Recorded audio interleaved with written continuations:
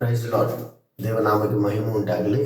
ಇವತ್ತು ನಾವು ಧ್ಯಾನ ಮಾಡುವಂಥ ಭಾಗ ಲೂಕನ ಬರೆದ ಸುವಾರ್ತೆ 1ನೇ ಅಧ್ಯಾಯ 26ರಿಂದ 38ವರೆಗೂ ನೋಡೋಣ. ಈ 26ರಿಂದ 38ವರೆಗೂ ಒಂದು ಕಾರ್ಯವನ್ನು ಹೇಳ್ತದೆ. ಏನಂದ್ರೆ, ದೇವದೂತನು ಗ್ಯಾಬ್ರಿಯಲ್ ದೇವದೂತನು ಬಂದು ಮರಿಯಲೊಂದಿಗೆ ಮಾತನಾಡುವಂಥ ಒಂದು ಸಂಭವ ನಡೆದಿದೆ. ಇಲ್ಲಿ ಮೊದಲನೇದಾಗಿ ಈ ಗ್ಯಾಬ್ರಿಯಲ್ ದೂತನು ಬಂದು ಮರಿಯಲೊಂದಿಗೆ ಮಾತನಾಡ್ತಾ ಇದ್ದಾರೆ. ಮರಿಯಲೇ, ದೇವರ ಕಣ್ಣಿನಲ್ಲಿ ನಿನಗೆ ದಯೆ ದೊರಕಿದೆ, ನೀನು ಆಶೀರ್ವದಿಸಲ್ಪಟ್ಟವಳು ಅಂತ ಈ ರೀತಿ ಹೇಳುವಾಗ ಮರಿಯಲು ಸಹ ಭಯ ಪಟ್ಟುಬಿಡ್ತಾರೆ. ಸಡನ್ ಆಗಿ ಒಬ್ರು ಬಂದು ಈ ರೀತಿಯಾಗಿ ಹೇಳುವಾಗ ಭಯ ಪಟ್ಟುಬಿಟ್ಟು, ಇದು ಎಂಥ ರೀತಿಯ ಆಶೀರ್ವಾದ, ಏನು ಆಶೀರ್ವಾದ ಇದು ಅಂತ ಕೇಳುವಾಗ ಆ ದೇವದೂತನು ಒಂದು ಪ್ರವಾದನೆ ಕಾರ್ಯವನ್ನ ಹೇಳ್ತಾ ಇದ್ದಾನೆ. ದೇವರು ನಿನಗೊಂದು ಮಗು ಕೊಡೋದಕ್ಕೆ ಹೋಗ್ತಾ ಇದ್ದಾರೆ. ಆ ಮಗುಗೆ ನೀನು ಯೇಸು ಅಂತ ಹೆಸರಿಡಬೇಕು.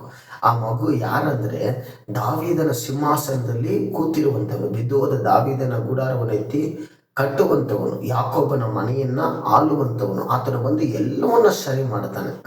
ಇಂಥ ಒಂದು ಮಗುವನ್ನ ನಿನಗೆ ನಾನೇನು ಮಾಡೋಕೆ ಹೋಗ್ತಾ ಇದ್ದೀನಿ, ಕೊಡಕ್ಕೆ ಹೋಗ್ತಾ ಇದ್ದೀನಿ.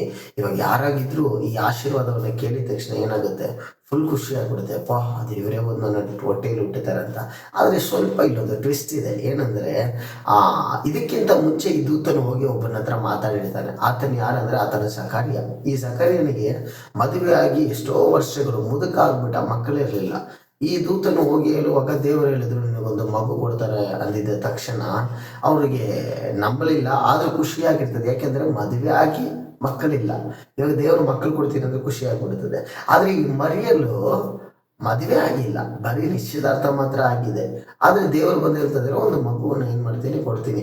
ಅದು ಮದುವೆ ಆದ್ಮೇಲೆನಾ, ಅಲ್ಲ, ಮದುವೆಗಿಂತ ಮುಂಚೆನೆ ಅನ್ನುವಾಗ ತುಂಬಾ ಒಂದು ಭಯಪಟ್ಟು ಈಕೆ ಏನ್ ಮಾಡ್ತಾರೆ ಕೇಳ್ತಾರೆ. ತುಂಬಾ ಭಯಪಟ್ಟು ಆ ದೂತನ ಬಳಿಯಲ್ಲಿ ಕೇಳ್ತಾಳೆ, ಅಯ್ಯೋ ದೇವ್ರೆ, ಹೆಂಗೆ ಇದು, ನನಗಿನ್ನೂ ಮದುವೆನೇ ಆಗಿಲ್ಲ, ನಾನು ಗಂಡನನ್ನ ಅರಿತವನು ಅಲ್ಲ, ಪುರುಷನನ್ನ ಅರಿತವಳು ಅಲ್ಲ, ನನಗೆಂಗೆ ಈ ರೀತಿ ಆಗುತ್ತೆ ಅಂದಿದ್ದ ತಕ್ಷಣ ಅಲ್ಲಿ ದೇವದೂತರು ಕ್ಲೀನಾಗಿ ಹೇಳ್ತಾ ಇದ್ದಾರೆ, ಪರಿಶುದ್ಧಾತ್ಮನ ನೆರಳು ನಿನ್ನ ಮೇಲೆ ಬೀಳ್ತದೆ, ಅವಾಗ ನೀನು ಬಶ್ರಿಯಾಗಿ ನೀನೊಂದು ಮಗನನ್ನ ಇರ್ತೀಯಾ ಅಂತ ಹೇಳುವಾಗ ಆಕೆ ಅದನ್ನು ಅಂಡರ್ಸ್ಟ್ಯಾಂಡ್ ಮಾಡ್ಕೊಳ್ತಾರೆ. ಇವತ್ತು ನಮ್ಮೊಳಗಿರುವಂಥ ಕಾರ್ಯವೂ ಅದೇ. ದೇವರು ನಮ್ಮ ಮುಖಾಂತರವಾಗಿ ಎಷ್ಟೋ ಕಾರ್ಯಗಳು ಮಾಡಬೇಕಂತ ಒಬ್ಬೊಬ್ಬರಿಗೆ ಆಸಕ್ತಿ ಇದೆ. ಆದರೆ ದೇವರು ಒಂದು ವಿಷಯವನ್ನು ಹೇಳುವಾಗ ಅದನ್ನು ಅರ್ಥ ಮಾಡಿಕೊಳ್ಳುವಂಥ ಮನೋಭಾವ ನಮ್ಮಲ್ಲಿ ಖಂಡಿತವಾಗ್ಲೂ ಇಲ್ಲವೇ ಇಲ್ಲ. ಸ್ವಲ್ಪ ನೀವು ಈ ಕಾರ್ಯವನ್ನು ಚೆನ್ನಾಗಿ ಜ್ಞಾನ ಮಾಡಿ ನೋಡುವಂಥದ್ದಾಗಿದ್ದರೆ, ಇವಾಗ ನಮ್ಮನ್ನು ಇಟ್ಕೊಳ್ಳೋಣ. ದೇವರು ಸಡನ್ನಾಗಿ ಬಂದು ಒಂದು ಕನಸಲ್ಲಿ ಬಂದು ನಿಮ್ಮ ಹತ್ರ ಹೇಳ್ತಿದ್ದಾರೆ, ನಿನಗೊಂದು ಮಗುವನ್ನು ಕೊಡ್ತೀನಿ, ನಿಮಗೊಂದು ವೇಳೆ ಮದುವೆ ಆಗಿಲ್ಲ ಅಂತ ಇಟ್ಕೊಳ್ಳಿ, ನಿನಗೊಂದು ಮಗುವನ್ನು ಕೊಡ್ತೀನಿ ಅಂತ ದೇವರು ಹೇಳ್ಬಿಡ್ತಾರೆ. ಏನು ಮಾಡ್ತೀರಾ ನೀವು?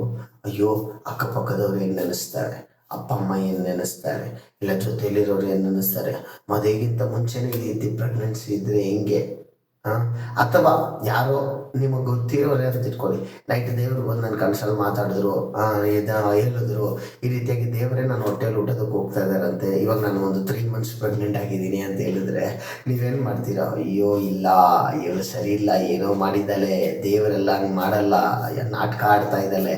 ಈ ರೀತಿಯಾಗಿ ಇವತ್ತು 2026 ಇವತ್ತೇ ಹಿಂಗಿರ್ಬೇಕಾದ್ರೆ 2000 ವರ್ಷಗಳ ಮುಂದೆ ಅವಾಗ ಹೆಂಗೆ ಇರ್ತಿರುತ್ತೆ. ಆದರೆ ಆ ಅವಮಾನವೆಲ್ಲವನ್ನು ಇವಳು ಮುಂದೆ ಯೋಚನೆ ಮಾಡಿ, ಆದರೂ ಇದನ್ನು ತಳ್ಳಿಡ್ಲಿಲ್ಲ. ಯೋಸೆಫು, ನೀವು ಆಲ್ರೆಡಿ ಎಂಗೇಜ್ಮೆಂಟ್ ಆಗಿದೆ, ಅವನೇನು ಯೋಚನೆ ಮಾಡ್ತಾನೆ, ಪಕ್ಕದಲ್ಲಿರೋರು ಏನು ಯೋಚನೆ, ಇದೆಲ್ಲ ಯಾವುದನ್ನ ಇವಳು ಏನು ಮಾಡಿಲ್ಲ, ಇದು ಮಾಡಿಲ್ಲ. ದೇವರ ನನ್ನ ಹೊಟ್ಟೆಯಲ್ಲಿ ಹುಟ್ಟೋದಕ್ಕೋಸ್ಕರ ನಾನು ಯಾವ ಅವಮಾನ ಬೇಕಾದರೂ ತಡೀತೀನಿ ಅಂತ ನೀವು ನೆಕ್ಸ್ಟ್ ವಚನ ನೋಡ್ಬೋದು. ಅಲ್ಲಿ ಯಾಕೆ ಹೇಳ್ತಾಳೆ, ನಾನು ದೇವರ ದಾಸಿ, ಹಂಗಂದ್ರೆ ದೇವರ ಚಿತ್ತವೇನಿದೆಯೋ ಅದಕ್ಕೆ ನಾನು ಸರೆಂಡರ್ ಮಾಡ್ತೀನಿ, ನನ್ನನ್ನು ಒಪ್ಪಿಸಿಕೊಡ್ತೀನಿ ಅಂತ ಏನು ಮಾಡ್ತಿದ್ದಾಳೆ, ಹೇಳ್ತಾ ಇದ್ದಾಳೆ. ಇವತ್ತು ಸಹ ನಮ್ಮ ಮೈಂಡನ್ನು ನಾವು ನೆನೆಸೋದೇನು ಗೊತ್ತಾ, ದೇವರು ಕೂಡ ಆಶೀರ್ವಾದ ಅಲ್ಲ, ನಾನು ನೆನೆಸಿದ್ನ ದೇವರು ಕೊಡಬೇಕು.